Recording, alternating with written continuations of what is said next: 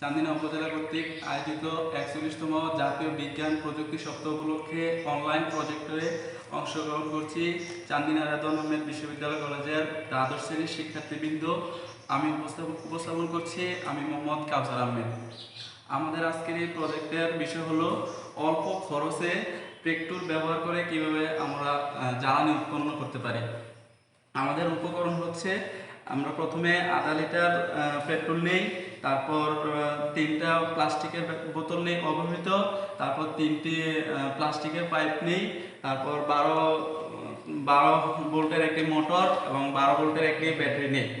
তারপরে আমরা প্রথমে পাইপের সাথে পাইপগুলোকে বোতলের মধ্যে সংযোগ দেই। তারপর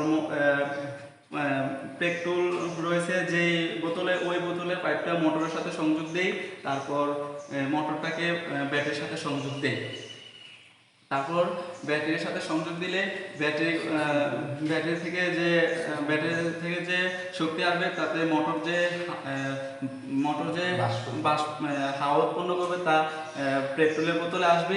পেট্রোলের বোতলে আসলে পেট্রোল সেখান থেকে বাষ্প হয়ে দ্বিতীয় বোতলে আসবে। দ্বিতীয় বোতল থেকে পানি বিয়োজিত হয়ে অক্সিজেন এবং হাইড্রোজেন তৃতীয় বোতলে যাবে, তাদের সাথে পেট্রোলও বাষ্পীভূত হবে।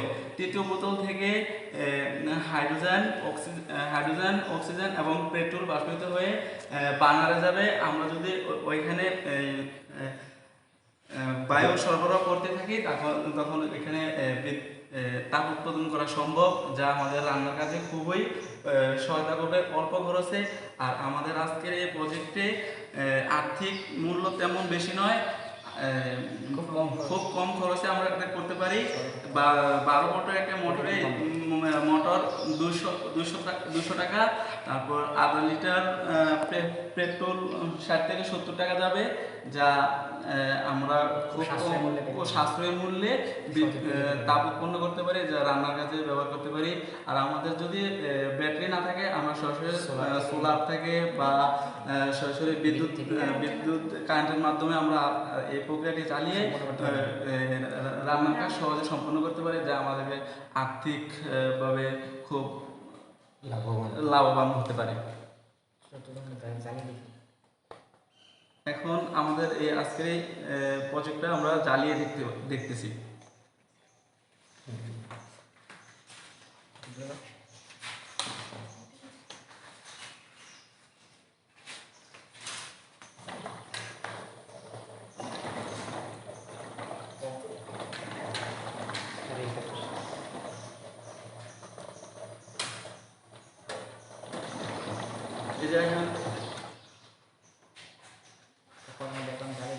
এখন আমরা দেখতে পেলাম যে